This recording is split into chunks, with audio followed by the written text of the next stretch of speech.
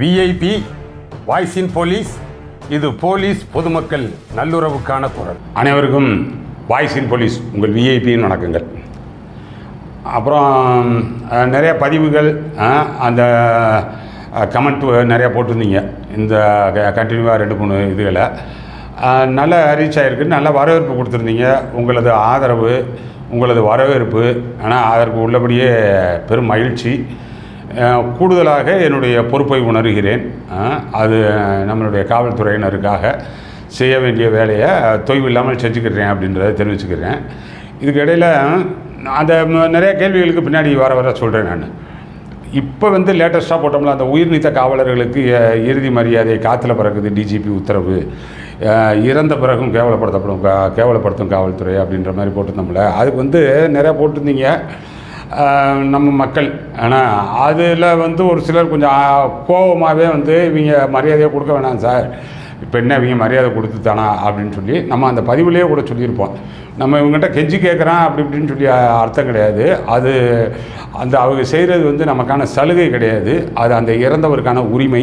அந்த அடிப்படையில் தான் நம்ம சொல்லியிருந்தோம்.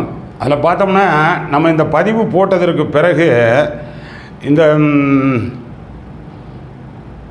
Federation of Tamil Nadu retired police officers association Chennai, இவங்க தமிழ்நாடு முழுவதும் இருக்கக்கூடிய மாவட்டத்தில் இந்த சங்கம் இயங்குது. அதனுடைய ஒட்டுமொத்த ஒருங்கிணைப்பாக ஒரு ஃபெடரேஷன் சென்னையில் இயங்குது. அது சார்பாக காவல்துறை இயக்குனர் அலுவலகம் தலைமையிடம் காவல்துறை தலைவர் அவர்கள் வெல்ஃபேர் அவங்களுக்கு பெட்டிஷன் கொடுத்துருக்காங்க. அது போக காவல்துறை தலைவர் அவர்கள் அனைத்து மண்டலங்கள் எல்லா ஜோனில் இருக்கக்கூடிய ஐஜிஸுக்கு அந்த கடிதம் எழுதியிருக்காங்க. அவங்களுடைய லெட்டர் ஹெட்லேருந்து அனுப்பியிருக்காங்க. இதுதான் உயிர்நீத்த காவல்துறையினருக்கு இறுதி மரியாதையை அளிப்பது, அந்த டிஜிபி ஹெட் குவார்ட்டர் அவரது உத்தரவு நிராகரிக்கப்பட்டு வருகிறது அப்படின்னு சொல்லி இது அந்த 26ஆம் தேதி டேட் போட்டு எழுதியிருக்காங்க. இதுதான் இந்த ரிட்டாலியேஷனுக்காக தான் நம்ம பதிவு போட்டது. ஆனால் இந்த இது வேணும்.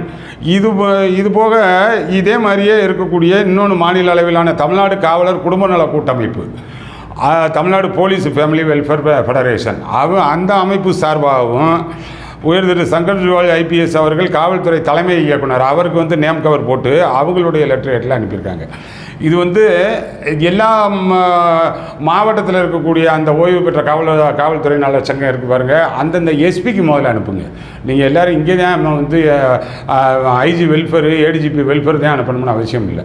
இந்த மாவட்டத்தில் இருக்கக்கூடிய ஓய்வு பெற்றோர் யாராருன்றதா அந்தந்த காவல் நிலையத்தில் பராமரிக்கிறதுக்கு அந்த எஸ்பி இன்ஸ்ட்ரக்ஷன் கொடுக்கணும். அந்த பழைய டிஜிபியினுடைய உத்தரவை இணைச்சே இல்லைன்னா அதை ரெஃபரன்ஸில் காமிச்சு கூட நீங்கள் அனுப்புனீங்கன்னா போதும்.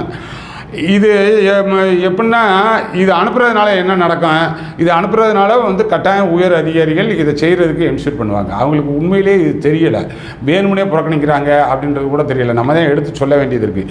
இப்போ பார்த்தீங்கன்னா இப்போ காவல்துறையினருக்கு அந்த வார ஓய்வு ஒரு நாள் கொடுத்தாங்கல்ல, இந்த டிஎம்கே கவர்மெண்ட் வந்ததுக்கு பிறகு அறிவிப்பாக வந்துச்சு, ஜிஓவாக வந்துச்சு, சர்க்குலராக வந்துச்சு, கரெக்டாக கொடுங்க அப்படின்னு சொல்லி என்ஷூர் பண்ணணும் அப்படின்னு சொல்லிலாம் திரும்ப வந்துச்சுல சீஃப் ஆஃபீஸில் இருந்து. இன்னும் கூட சரியாக கொடுக்கறது இல்லை அப்படின்ற ஆதங்கம் இருக்குது. அது குறித்து தனி பதிவு ஒன்று போடுவான்.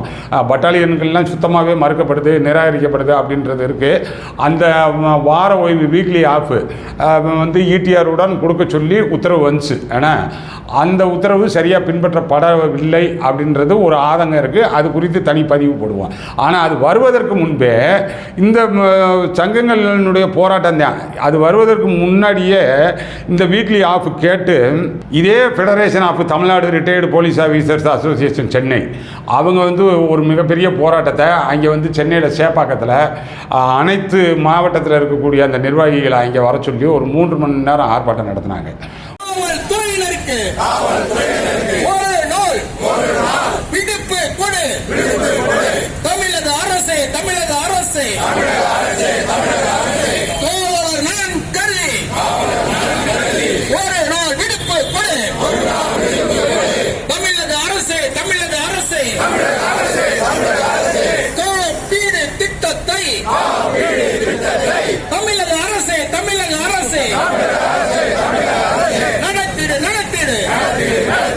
அப்புறம் வந்தோடனே இந்த உத்தரவு செயல்பாட்டுக்கு வந்துச்சு. ஏன்னா உடனே ஒரு உத்தரவு ஆச்சு.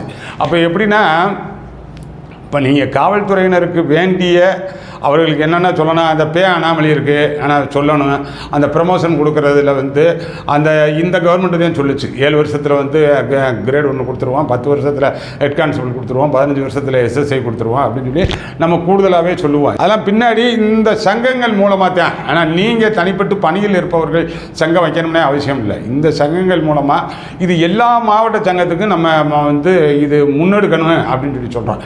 சும்மா மாதத்திற்கு ஒரு முறையோ இருமுறையோ நீங்கள் கூடுறீங்க எல்லா இதுலேயும் வந்து அந்த லோக்கல் பிரச்சனை மட்டும் பேசாமல் இது மாதிரி காவல்துறையினருடைய நலன் சார்ந்த பிரச்சனையை சொன்னோம்னா அந்த சங்கத்துக்குமே வந்து ஒரு நல்ல வரவேற்பு இருக்கும். அந்த அடிப்படையில் நம்ம இந்த முக்கியமாக இதை எடுத்த அந்த உயிர்நீத்த காவல்துறையினருக்கு இறுதி மரியாதையில் ஏற்பட்ட அந்த குளறுபடி அதை வந்து முன்னெடுத்த இந்த 2 மாநில அளவிலான இந்த 2 சங்கத்துக்கும் federation of Tamil Nadu retired police officers association Chennai அவங்களுக்கு, இந்த தமிழ்நாடு காவலர் குடும்ப நல கூட்டமைப்பு அவங்களுக்கு நம்மளுடைய சேனல் சார்பாக நம்மளது நெஞ்சார்ந்த நன்றியறிதலை தெரிவித்துக்கிறோம்.